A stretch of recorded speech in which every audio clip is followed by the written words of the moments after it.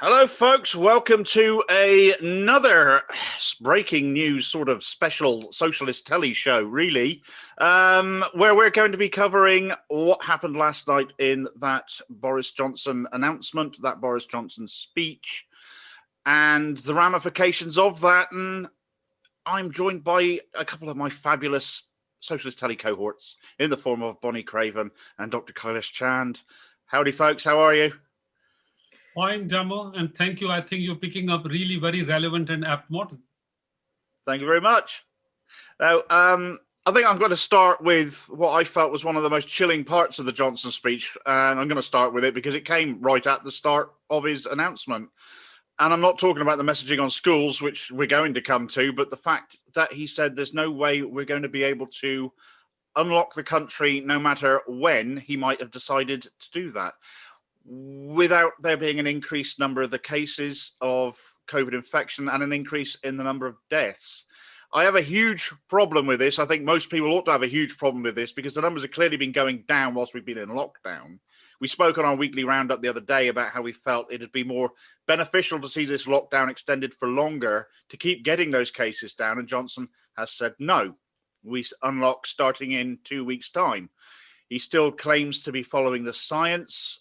We've covered this on Socialist Telly as well, where we found out recently he'd been warned against unlocking in September of last year during that summer. And the scientists warned the government against Eat Out to Help Out and against unlocking at Christmas, and yet they did so anyway, with predictable results. And again, this time they're saying we're following the science. However, some scientists have gone public disputing that. Yet all four scenarios, based on the modelling SAGE scientists have done regarding lifting of lockdown, shows the actions being taken will result in an increased number of hospital admissions and an increased numbers of deaths. And Boris Johnson accepts this. He says he's implying that this is somehow reasonable. SAGE, of course, are an advisory body. They give the government the facts and the government takes the decisions based on that or in spite of that. And it seems they've decided some 130,000 fatalities in the UK now, that more on top of that are acceptable. Boris Johnson has stated that he doesn't think a zero COVID strategy will work, despite it having worked elsewhere, and that further hospital admissions and fatalities are going to happen. He accepts this.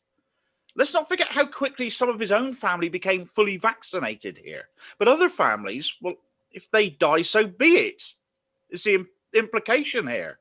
This is harrowing and shows he's either learned absolutely nothing or simply doesn't care and is pinning all his hopes on some vaccination being enough to justify this.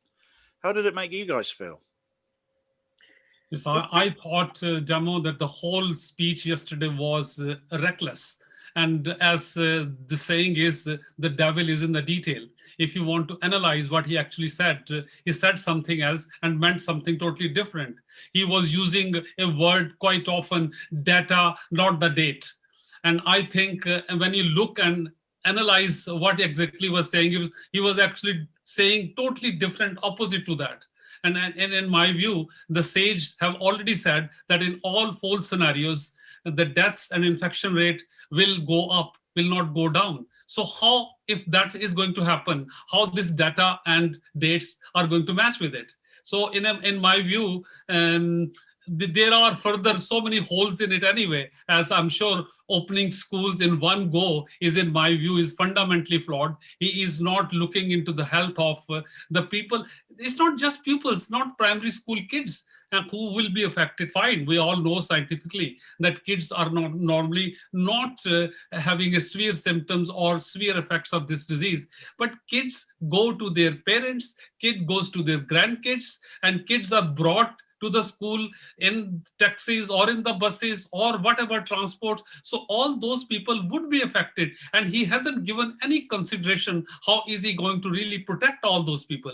So in my view, that is a very, very big issue. And second issue is he still is not getting his test, trace, and isolation policy right.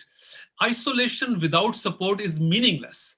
There are, as you know, God knows how many low-paid people on zero-hour contract. And they need, if they are tested positive, they need a support. And if they don't get his support, it's absolutely meaningless. Even one of those so-called big wigs of test race, Dido Harding, she said 20,000 people who are tested positive, and they go into the community without being isolating. And I know in my Greater Manchester also, there are statistics, there are almost 1,000 people who are tested positive, and they don't isolate themselves. Why? Because they can't afford to. They have to feed their kids and they have to look after. So in my view, that also got to be foolproof before you could say that this is going to work. And we all want to get out of this lockdown. Who is happy? I am personally speaking, I live alone. And I am myself feeling the effect of this lockdown. It's affecting my physical health. It's affecting my mental health. But at the same time, for my personal sake, I don't want community to suffer. So we have to really look into not personal or political gain out of it. We want to see how the community is going to make any headway getting from this lockout without doing any big damage. Yeah. Yeah, I mean, I completely agree, Kailash. I mean, it occurs to me that a lot of clinically vulnerable people have been living effectively in isolation now for getting on for a year. And the numbers of new infections, the number of people dying each day now are still higher than they were when we belatedly went into that first lockdown almost a year ago. So I can't see any reason to justify sending people out there to bring that virus back home to their communities, because as you rightly said, children don't just exist in schools. They go back to homes. Many of them go back to multi-generational homes or rely on grandparents for childcare and so on and so forth.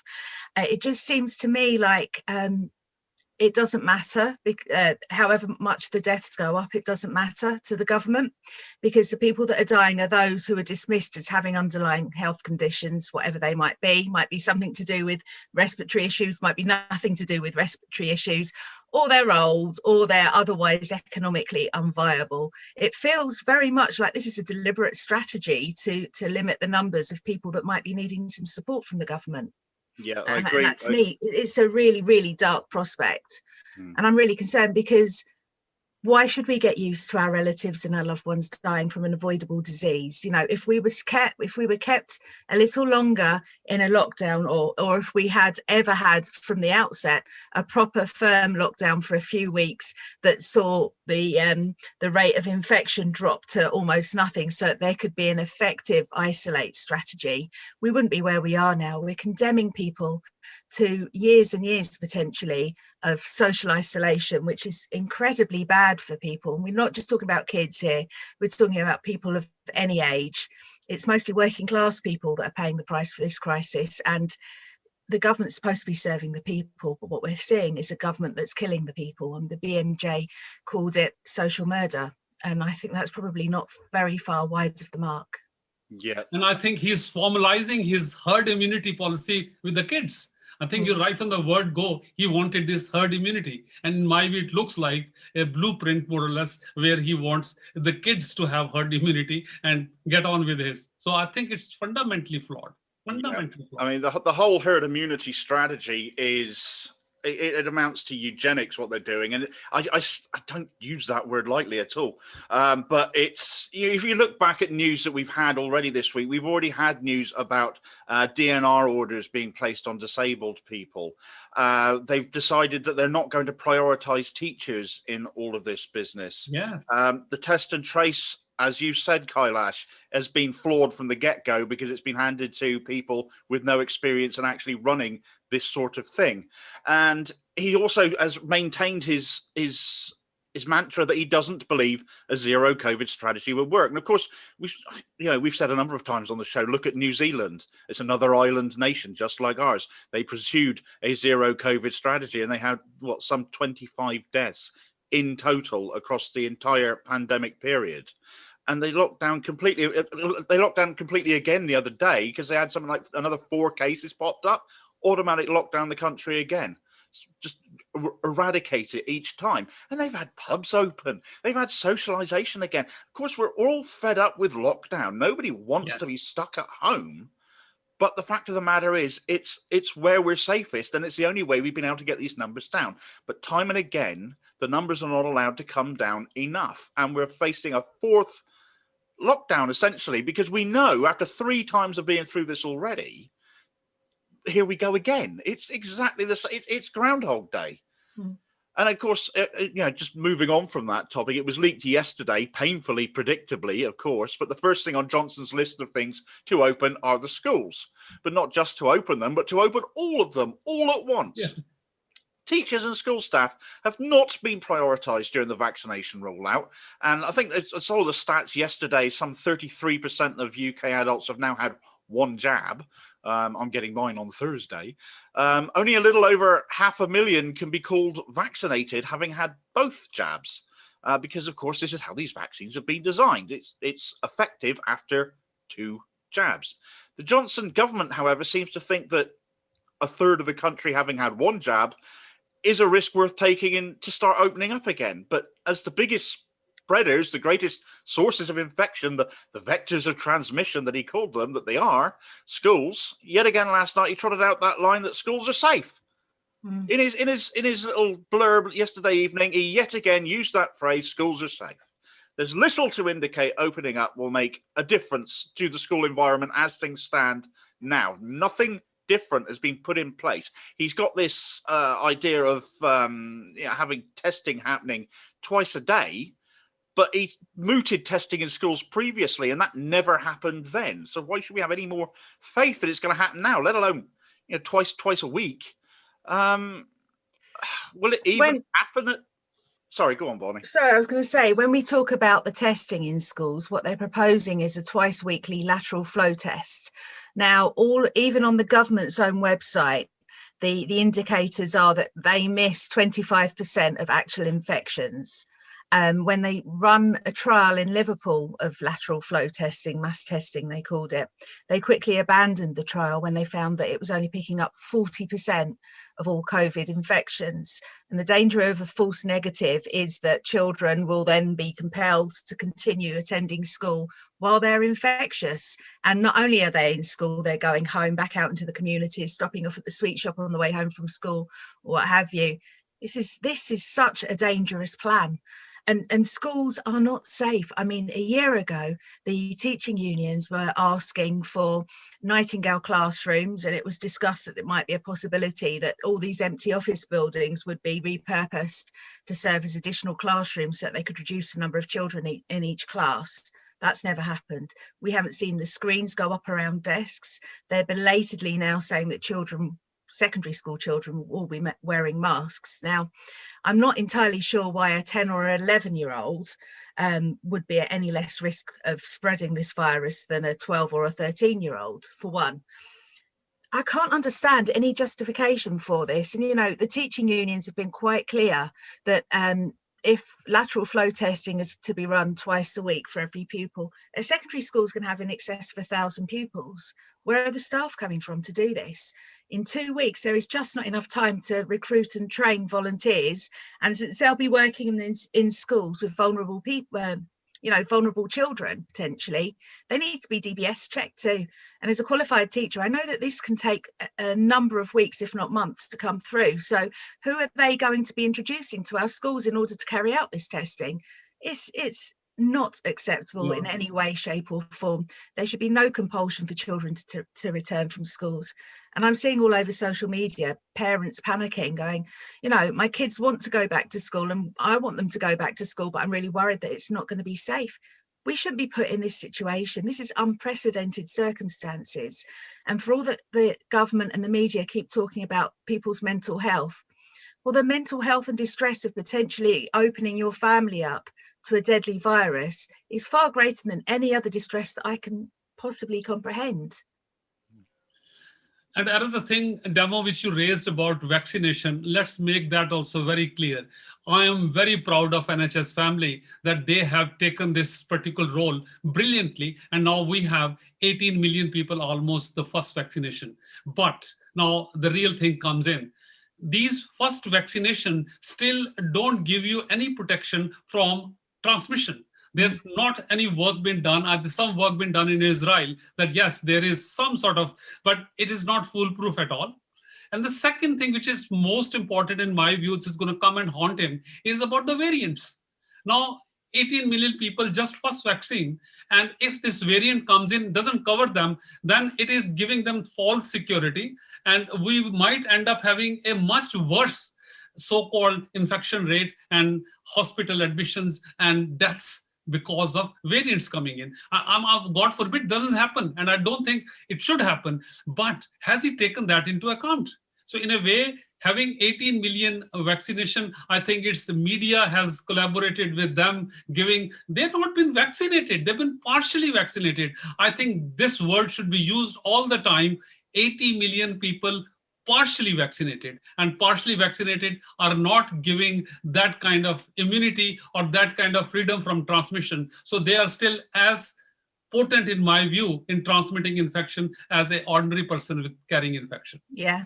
I mean, I had a GP on my show recently, Kailash, and he was saying, we all know that if we're prescribed a course of antibiotics, we finish the course so that it sees off the illness. The bottom line is we are almost forcing there to be some really scary mutations of this virus that will be resistant to the vaccines. Another thing to consider, I mean, it looks like these vaccines are delivering brilliant results or are capable of delivering brilliant results. But another thing is, this disease is a year old, and Johnson praised the miracle of the vaccines when actually, I much prefer science to miracles. But the end of the day, we don't know how long these vaccines are going to offer protection for people. So if we're not getting both doses in people in the timescale that they're designed to be delivered, that's the first one, and then a second one 3 weeks later. If we're not delivering those, how can we ever measure the efficacy of how long you're protected for from these vaccines and how long before we all need boosters? And another, I think, very, very important factor we should not ignore at all is the whole NHS family, when it's in secondary care, is looking after COVID patients. And now the primary care NHS family is now looking after vaccinations. Almost whole energy of primary care is now concentrated on what's happening to non-COVID diseases, for God's sake. It's building up like anything. We know, I think, unofficially or officially, 10 million people are on waiting list. And out of that, almost 200,000 people are waited more than 1 year for even knee replacement or cataract and all that. So this is a huge, huge workload building up, and nobody's looking into it. I think one day, 100% COVID will disappear. But all other diseases, whether it's a cancer, whether it's mental health, whether it is your chronic diseases, diabetes, heart disease, they're all building up. And God knows how many people honestly are dying prematurely because they're not getting the right treatment. So in a way, if you are a leader, if you are a prime minister, just don't concentrate only on the COVID. Non-COVID problems are as big, they have not disappeared. No, I totally agree. The longer this pandemic is allowed to drag out in this country, the bigger the workload of all other NHS services and operations and other services the NHS delivers are going to build up and up and up. But yeah, they absolutely do deserve every bit of thanks and praise for the way they have rolled out this vaccination procedure. The NHS has actually run the vaccination process, and it's worked, and it's working really well. A third of the country vaccinated, not partly vaccinated. Even I'm doing it now. Partly vaccinated. It's still quite an achievement in the short time that they've actually been doing it. So fair play to them for that. But I like the fact that Bonnie brought up the antibiotics story as well, because you don't prescribe a course of antibiotics and not finish the course, and this partial vaccination is akin to taking half the course and then not taking the rest. And of course, when you do that, whatever you've been prescribed the antibiotics for, you then give it a chance to recover. You may not have wiped it out entirely. You've put pressure on it at that point to evolve, to change, to build resistance. And that's potentially the fireworks the Conservatives are playing with by doing this now, with so few people even having had, a third of the country, relatively few, so few having had that single jab, there's that pressure is going to build. And the thing, it's only just a little more than 500,000 are actually fully vaccinated now. And we've got, what, 65, 66 million people in this country. It's a heck of a lot of people who haven't had any vaccine, any level of cover at all. And it's interesting you brought up the topic of transmission, actually, Kailash. I had no idea. I hadn't even thought about the impact that this might have on transmissibility. If one a fully vaccinated patient would then be able to have that protection, wouldn't have that protection from being able to transmit. Somebody who's only had the one injection would still be able, even though they may not get particularly ill themselves with it, would still be able to transmit and pass it on to somebody who potentially hasn't had any cover. Is that if I read that right? You see, again, I think a lot of work needs doing it. We don't know. As I was saying, implying that there's some work done in Israel, whether they still can transmit or not. And there is some evidence that people who have had vaccinations, their transmission rate goes down. But goes down doesn't mean it's totally disappeared. And who having a vaccine is still transmitting or not transmitting. So these things got to be taken into account. That's what the point I'm making. Even after having full vaccination, there is no guarantee that they can't transmit. They won't have themselves serious disease, or they don't end up in the hospital. But that still is not guaranteed. We're hoping that that would happen, but it's not guaranteed. It's all part of their risk, isn't it? It's all part of the risk they've taken, isn't it? Yes. Go on, Bonnie. I was just going to say, another thing to consider is the average qualified teacher stays in the profession for somewhere between 3 and 4 years. Therefore, teaching is a relatively young profession. People get burned out and they move on from education. Because they are demographically a generally young staff, these people haven't been offered on the whole any vaccination. And that is also the same sort of age range as most of the parents for primary school children who are doing the pickup, or even the parents for secondary school kids who are coming home with carrying goodness knows what sort of level of viral load. So the fact that they have decided not to prioritise teaching staff and parents from this virus is just another argument that schools are not safe to go back yet. They are going to push infection numbers back through the roof, just as we predicted would happen in September, and indeed just as did happen from September. And I'm also very mindful of the fact that by calling the children back to school in 2 weeks' time, there is then just 3 weeks left of this term, followed by a 2-week holiday with a religious festival in the middle. Given that Christmas was so belatedly cancelled for families right across the country, I foresee a huge rise in infection when families at last feel that they can get together over a meal and to celebrate and so on. We've been denied these pleasures and these socializations now for a year. If the children are back at school, parents and families are going to think, well, if they're mixing with all those other families in school for 6 hours a day with little ventilation, why shouldn't we go and have a special dinner over the school holidays with aunties and uncles and grandparents and everyone else? We're going to see the numbers go absolutely through the roof. It's the wrong time to do it. Yeah, we saw what happened when they went back for all of one day before we got locked down previously, and how that was held responsible for a spike the requisite number of weeks later. Yeah, we're talking a matter of kids going back for 3 weeks before they're on holiday then for Easter, and you can see the writings on the wall essentially. But the contradiction here, the ultimate contradiction, I think, is if you look towards stage 2, as they've put it, where they're hoping that some point after mid-April, people are going to be allowed to mix indoors again. Why is it okay for children of schools to be open to thousands of children mixing when no one else is allowed to mix under any other circumstance indoors until at least stage 2? Yet the schools are being flung open. It's anybody, literally anybody, should be able to see, hang on a minute, where's the logic behind that? I don't think there is any. And, we're seeing people not being prioritized because kids are people. They catch the virus too. And the argument's always there that, they may not necessarily get so ill. Some certainly do, but they do transmit it. And if there's scant evidence at the moment that transmission is brought down to zero after one injection, and only a third of the adult population have had that injection. You can see this is opening up at the wrong time yet again, and he's taking an almighty risk based on very little evidence. People are not sufficiently covered by that single vaccine shot, both in terms of transmissibility and level of infection. It can still affect you.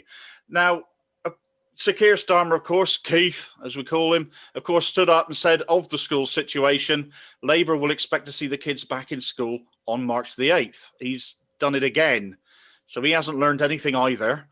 But more damning, he was absolutely shamed by one MP after another, demanding Matt Hancock be dealt with for breaking the law over the NHS contracts that he's been handing out. That he be replaced with someone capable of obeying the law, a certain Mr. Corbyn piped up as saying. And Johnson was clearly fed up with having to respond to this same question being asked over and over by people from Caroline Lucas to Jeremy Corbyn, even to people like Neil Coyle, for heaven's sake, who is very much in Starmer's camp, you would think. And it was a question Johnson just kept refusing to tackle. He dodged it with answers about procurement as if that justifies breaking the law. And after the battering he got on social media yesterday, and something we on Socialist Telly felt couldn't wait until next week's roundup to cover, we ended up Shanghaiing Steve's show and putting it out early on Sunday. Starmer's just carried on being utterly weak. It is a shameful situation still, again, for the Labour leadership. Absolutely, Damo. Being a doctor, I'm sure you all remember Baba Garba case. She had some mistake done in Leicester Hospital, and she was charged for manslaughter. And GMC, General Medical Council, cancelled her license just for a small fault or whatever you want to call it. And now, because of him, God knows millions and millions of pounds being squandered to people who had no knowledge of PPE. And it's funny, as a matter of fact, one can even laugh about it, that one company dealt with, was a hedge fund company, one company dealt with pesticides, one company was some sort of drinks and all those kind of things. They were given millions of pounds of contract by this chap to just protect the healthcare families or frontline services with the PPE. Isn't it this one of the biggest crime in my view? And he's not even being called for it. Forget about being charged and sacking him. And I think I literally, on top of it, Neil Coyle and other MPs, I pay my tribute to Jeremy Corbyn. He had actually come absolutely upfront on that this is what needs doing. And another thing I think which he said is again terribly important is not only this, I think we should learn a lesson, and outsourcing of NHS services to private sector got to be stopped altogether. Absolutely. 100% Kailash. I mean, the Tory so-called reforms for the NHS are actually going to legislate that this is what happens, you know, with every contract that goes out. There's going to be no scrutiny, there's going to be no tendering. It's just going to be a case of the minister gives the contract to whoever he fancies, and there seems to be like no consideration for their expertise or experience in the medical field, which is a huge thing. But getting back again to what you were saying, Damo, Jeremy calling out Johnson yesterday for his protection of Matt Hancock, I'm brought to think of Rebecca Long Bailey, who was our Shadow Minister for Education. And she was standing side by side with all the teaching unions saying, this is not safe, this must not happen.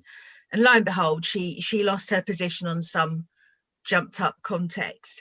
But what we saw as a result of these decisions made yesterday was we saw a number of MPs make statements. For instance, yesterday, John McDonnell tweeted, Johnson has learned nothing from his catastrophic management of the COVID crisis. Forcing all schools to open and rejecting the advice of the teachers is a definition of recklessness. And Richard Bergen asked Johnson about his decision to force all school pupils and staff to return on one day. And Johnson's answer was apparently, there speaks the authentic voice of the union-dominated left. Well, I know who I want speaking up for me as a parent and a qualified teacher. It's not Johnson. It's my union, who are there to represent all of the staff working in our schools. You know, we've really got to start listening to experts, and Johnson and Starmer both are riding roughshod over the experience, evidence and advice of scientists, doctors, teaching staff, all of the professions who've actually got a real insight to what's happening, what risks we're being exposed to. Yeah, don't you just miss having an actual opposition? I mean, you brought up our old Rebecca Long Bailey's tenure as brief tenure as the Shadow Education Secretary, and the fact she was standing side by side with those teaching unions, and she went for it. And we have Kate Green in that post now, and she's basically just echoed the same demands on her social media as Starmer said yesterday. Yes, we want kids back in schools. The procurement process has been disgusting, and Matt Hancock absolutely should resign. He won't. There's no pressure on him to do so. And the thing that exemplifies what he's done the most is the fact that Newmarket Racecourse is in his constituency, and that is where the Jockey Club are based. And although Dido Harding has been brought up already with track and trace, and she is, of course, sits on the Jockey Club at Newmarket, she's not the only person in the Jockey Club to have got contracts from Matt Hancock. And when you're looking at companies such as pest controllers or hedge funds, as Kailash has mentioned as well, getting contracts to deliver PPE, get contracts to deliver medical services, rather than our NHS, who are proving how brilliant they are at delivering this vaccination process. Why is anything being given to anyone else, frankly? They have 70 years plus of experience in running these services and delivering these services. It highlights just what an awful set of reforms the Lansley reforms were back in 2012, I think it was, wasn't it? And the damage it's wrought to healthcare in this country since. But coming on to those teaching unions that you've brought up, Bonnie, I'm looking forward to seeing how they're going to react. Is it time they said enough is enough? Enough of our members have become ill, have died. Is it time they looked at taking more direct action in, protecting not just their members, but the kids and their families too, from a government decision they know the outcome of now? We've been here 3 times already. Surely they won't accept this for a 4th time. But and it's not like they're getting any support from the Labour Party leadership right now either. Starmer, weak as he is, has said teachers may have to give up holidays to help kids catch up. Well, hang on a minute. You're supposed to be protecting your union, the union members. We stand for the members. We stand for the workers. Stand up for them then. Dude, this is what Labour's supposed to be about. Not impose more demands on them, because that's what the Tories are going to do. Less than a week ago, only a few days ago, in fact, he gave that chronic speech the other day. And in it, he said he could work with the unions. And now here, in this instance, he's straight back to attacking them again. Yeah. Since when was this situation the fault of teaching staff? Is how it comes across to me. And I intentionally used the word Labour leadership there because, ordinary Labour members such as, we folk here, we aren't with our party leadership on this. We absolutely do stand with the teaching unions, or all unions, when their backs are up against the wall, when their members are being, put upon. Starmer's patheticness has plumbed new depths here. What do you think the unions' reaction is going to be? What do you think they should do? Well, I mean, as a former teacher myself, I have to point out that nobody goes for a career in the classroom for the financial rewards. It's a lot of training for only a modest salary that will only ever go so far, especially after more than 10 years of attacks on pay terms and conditions. The bottom line is teachers want the best for their communities and for the children that they feel responsible for, and indeed that they are responsible for. And the teaching union is there to represent those teachers, to be the collective voice of those, not just teachers, but all the staff that work in schools. The bottom line is many teachers know that what's being demanded of them is unsafe and unwise. And they, like pretty much every parent I've ever known, want the best outcome for the children. And a significant part of that, obviously, is for the children to be educated. But these are unprecedented times we're living in, and we have to accept that human nature is to learn, study and grow. Children can't help but learn things. There are more than one ways for an education to be given to children. And we've seen the use of Google Classrooms and Zoom and all of these new technologies to allow education to be delivered to children. And we've also had time, probably for the first time in many children's lives, that children can get bored and develop their own interests and find things that they enjoy and get passionate about outside of the classroom. Really, we ought to be embracing this unusual time to see how much a better world we can create for our children and how much more creative they can be in their lives going forwards. I've a sense that the teaching unions are going to start putting pressure once again on the government, because they had a number of demands for the children to go back to school in September. The government didn't meet those demands. Then when the return to school in January was mooted, the union said this isn't safe. And once again, they were proved to be right. I really do hope that they stand by the members and the parents of the children that rely on them and say a return to school for all children is unsafe. Of course, about 50% of all children are currently in school anyway, because of the increased definition of what a vulnerable child is. We should be looking at models to deliver education to all children and allow the option for children, particularly if they've got vulnerable adults living in their house with them, to carry on learning remotely just for this period of time. The government had got it right a year ago, we would be living normal lives right now. They didn't get it right, and it looks like they're determined to never get it right. So I do hope our teaching unions will take action, and I really do hope that the parents of children in classrooms stand behind them. There's a lot of us that don't want our kids back. Yeah, I know there's, I can understand a lot of parents are, found it difficult with the homeschooling. And I understand a lot of the children are bored. My own children are bored rigid as well. They're fed up with being stuck at home too. I get it. And a YouGov poll that came out the other day indicates that a lot of parents would quite happy for their children to go back on March the 8th. And I think the way that question was phrased left room for interpretation a little bit there, in that, yes, they'd like their children to go back because, they're bored, they're fed up, they need something to occupy their minds. It does impact on mental health after all. But I also think, or I would like to think, an awful lot of parents would like that to happen only when it's good and safe. And absolutely, I have the utmost, I wish the utmost solidarity to all of the teaching unions and all the teaching staff out there who work so hard to keep our kids educated, not just those that are in school, but those who are at home like my children are, and being homeschooled as well. It's double the workload essentially to teach children in classes and provide work for children at home as well. So their efforts deserve to be commended, and they absolutely deserve our absolute support in what is going on. And it's very sad to see that our party isn't really offering that, is if anything wanting to put more of a burden on their workload as things stand. Of course, what we've covered here is only stage one of Johnson's decision to open up the country again. He's got, along with opening the outdoor areas, the return of the rule of six, 2 households meeting outdoors again, to move on to the next stage of reopening, which he's hoping to roll out from the middle of April.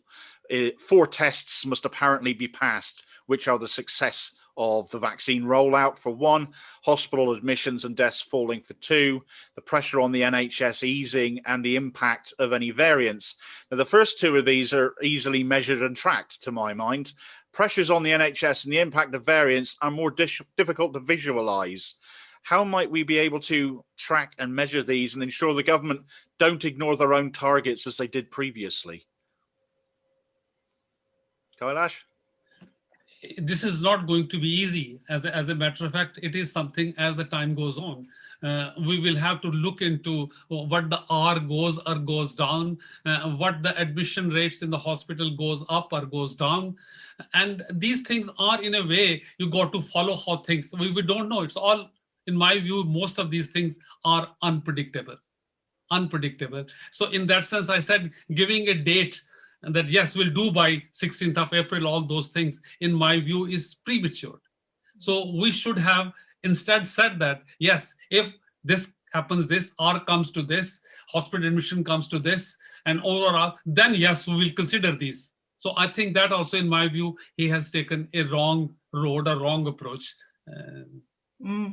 I'm really concerned that the emphasis is continually on this is a one-way path and this is what we're doing, and we might speed up or slow down how we're going to get there.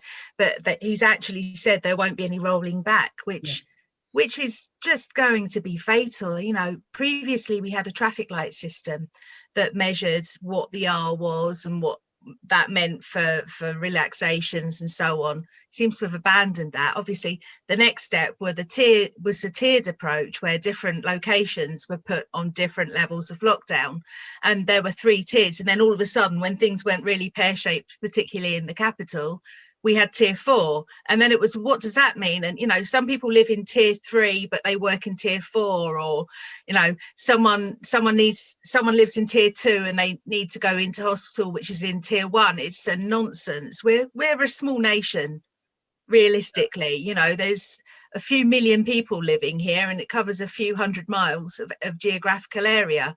We need to treat this seriously, and we need to treat it across the whole of the UK, not just England, Ireland, Wales and Scotland. You know, these are not discrete islands. We are one nation, and we need to be considering protecting all people that live here. And, you know, we've still not got properly got control on the borders and on immigration as well. So, you know, if I was another country looking at the UK, I wouldn't want anyone flying to my country from the UK, because there are all these variants and all sorts of other issues. You know, let's deal with it properly, can we? I'm just getting desperate now. Yeah, when your own country is referred to as Plague Island by the rest of the world, you know you're doing something. You should sit up and take notice, because clearly you're doing something wrong. Him coming out with saying absolutely no more lockdowns, this is very much the last one. Foolish. You can't possibly say that after all the screw ups you've made so far. Putting arbitrary putting dates down, although he said of starting at, for his step 2, 3 and 4 phased opening up of the country is premature, because really he should have said we're hoping to do, you know, we're going to start opening up on, you know, the 8th of March, as he's going to say, but, you know, step 2 shouldn't have a date on it. You know, you've got 4 tests we need to meet. Once we've met them, then we'll start step 2. Yeah. And, you know, he would gain more credibility by taking a sensible attitude this time towards a phased approach. But he hasn't done it. It's just, we're going to do it this date, that date, that date. And being Johnson, you can believe he's going to do it that date anyway. They ignored previous targets after all. He set targets down again. Is he going to take any notice of them? Not if he's going to get too much pressure from his backbenchers. He's not, because this is why he's put these dates on. After all, he's getting nagged in the back by, you know, some of the more hardline anti-lockdown voices in his own party, and he's rolling over, as he always does. The time between each step is far too short as well. Obviously, if the children go back on the 8th of March, the next step is the 29th of March, just 3 weeks later. And it takes 2 to 3 weeks for the infection increased numbers to begin to show in all of the data as well anyway. So there is no time for a proper assessment and judgment on whether it's safe to relax even further. No. Is there any points from that speech that I haven't thought of covering or haven't been covered that you guys would like to bring up? Just one point, Demo. I have maintained all along that lockdown just as a single entity is not the solution. Lockdown essentially was brought in so that we can protect NHS, that infections go down, and then you do the rest of the things, which we done pretty badly. And I think I just saw a survey very recently, Demo, that how many people have literally followed lockdown in true sense. And it was very, very worrying that only 56% people really followed lockdown. As a matter of fact, so-called personal responsibility or circumstances. Circumstances being, it's perhaps fine for a rich people to have a mansion house or 4 or 5 bedroom house to keep this lockdown fine. But look at people who, particularly from BAM communities or low socioeconomic, they are literally looking at how they're going to make this the two ends meet more or less. So that is something showed us that unless we support that group, you can never have any desired effects from any amount of lockdown. That is what something, and I was looking to, I think, reading to Michael Marmot, Sir Michael Marmot's, a beautiful person who has addressed the inequalities. He says, just think of it, 650 billionaires of the world, he was talking about the world, have added to their income in lockdown even, and to trillions. Whereas the poor socioeconomic, their income has literally gone really down. So what in a way a Tory government will ever do for the majority of more than 70% of people who are literally in the so-called middle classes or low communities. So I think we have never looked into how are we going to get this from lockdown or from this COVID in this sense, addressing the inequalities as well. Unless we do that, again, in my view, we will never get the desired results. And this government is not bothered about that at all. No. Totally. I mean, the fact that the billionaires have profited from this, and we've seen lots of very rich people make lots of very good money from these contracts that were awarded against the law. What we're also seeing, you know, it throws into stark relief Keir's great singular policy that he put forward recently of these bonds that he's going to sell to people. And he actually said a lot of people have saved money over this crisis. Well, what we've seen is a massive growth in the number of redundancies in the country. We've seen huge numbers of people put on furlough where suddenly they're expected to survive on 80% or less of their regular salary, which was probably pretty tough anyway. You know, a lot of people are living on the breadline even when they're getting 100% of their pay. And then again, we've also got to campaign for a fair sick pay, because unless you've got in your contract an agreement for good pay, sick pay over and above the statutory rate, the statutory rate of sick pay is about £95 a week. Now, I couldn't live on that. I couldn't raise my family on 95 quid for a week. So that means I can't afford to go off sick if I'm in a job that only gives me that amount of relief. It needs to be a real living wage sick pay. And, you know, we really ought to be pushing for that as a Labour Party so that you can afford to be sick. It shouldn't, I think it was one of Nye Bevan's quotes, wasn't it? No one should be punished for being sick. And that's what we're doing to people when we need people to be secure enough to take time off sick so that they can recover from this killer virus and avoid spreading it to their colleagues and friends and the general public. Yeah, very true. And I'm sure we got to look into it once we open the economy and lockdowns are lifted. How many people are going to really lose jobs? They won't even go back to, there won't be any jobs for them. So are we really looking into that section of the society? Nobody's bothered about that. And this is in my most worrying. And I look at it even my own medical profession also.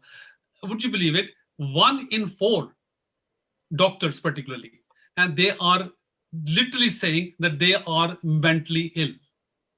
1 in 3 to 4 are saying that once this COVID is over and done with, they don't want to even go back to this profession. If think of it, thousands of doctors were already short. And if thousands of doctors after this COVID think that this is no longer their profession, what will happen as far as workforce is concerned to my NHS? Yeah. Wouldn't it really make sense to offer free education for people so that we can train the next generation of doctors, nurses, teachers, educators, engineers, whatever it is we need? And that would also, you know, make good use of people's time if they're forced into redundancy and, you know, there is a genuine lack of jobs. Maybe we should be using this time to further the higher education of all those that want it and would benefit from it in this country, free from the fear of tuition fees and so on. Yeah, I think my biggest criticism of Keir Starmer is that in this kind of crisis, this was an opportunity for him to give a vision, that this is what perhaps has happened. And this kind of crisis, if Labour Party comes to power, how are they going to really sort out all these, whether it's employment, whether it is regenerating the economy, whether it is environment, all those kind of things. I haven't heard. I think I was disappointed in his speech a couple of days back, the way talking about, I don't know what he meant and how that is going to really interest anybody to vote Labour. No, there was very little in it to inspire, was there? His bonds, I mean, John Trickett had a much better idea. A wealth tax, as you said, Kailash, a lot of people have made a lot of money. A lot of wealthy people have made a lot of money off the back of this pandemic, and you can argue it's largely unearned money because of the very nature of the fact we've all been locked down. They've made money out of just being in the right business at the right time, essentially, that money that could raise a lot of cash to offset the hurt that's to come. And with so much unemployment, and you just said doctors in the profession mentally ill, potentially not coming back to the profession, teachers, I would argue, in a very, very similar position as well. What sort of a society are we going to have when we finally do get out of this pandemic for good? How broken is our society going to be, and what are the options being put across by our party? Sorry, I was just going to say, it is always out of a crisis that the Labour Party generally comes to the fore. It was in the fallout of World War II that we got that fantastic manifesto of 1945 that ushered in the NHS, social security, and all those things that we rely on to make our society civilized. And we are rightfully proud of them, but we're not seeing any of that kind of vision just now. I would say our manifestos of 2017, 2019 were actually the only manifestos that could hold a torch to the manifesto of 1945. And we need those back. We need someone to support those manifestos back, leading our party. Yeah. What a shame we haven't got Jeremy leading us at this point. I know. Functional opposition. I mean, we were told that we got some grown-up opposition at last, but I haven't seen it. Thank you very much, Bonnie and Kailash, for joining me today. We will, of course, continue to cover this story on Socialist Telly and any ongoing developments. You can always rely on us to tell you what's going on exactly as it is. I know Steve the other day decided to post a little message to Keir at the end, because we do believe that he does pay attention to these programs and does tune in at times. And I'd just like to say, listen to what Bonnie just said on her last point. Labour governments tend to show themselves at their best in times of greatest crisis. And so far, you haven't been doing that. We are in an absolute mess. We're facing a broken society. We're facing a fourth round of Groundhog Day, and you aren't coming up with the answers. We need you to stand with us. We need you to stand with ordinary people. We need you to stand with the trade unions and back them instead of imposing more work on their members when they are already overworked and suffering with mental health and unsupported throughout this crisis. Not prioritised for vaccination, which absolutely all teachers and teaching staff should be. You need to take a long, hard look at yourself in the mirror, sunshine, and decide whether you're up to this, because at the moment, you don't look like you are to us. Thanks very much, folks. Thank you. See you next time.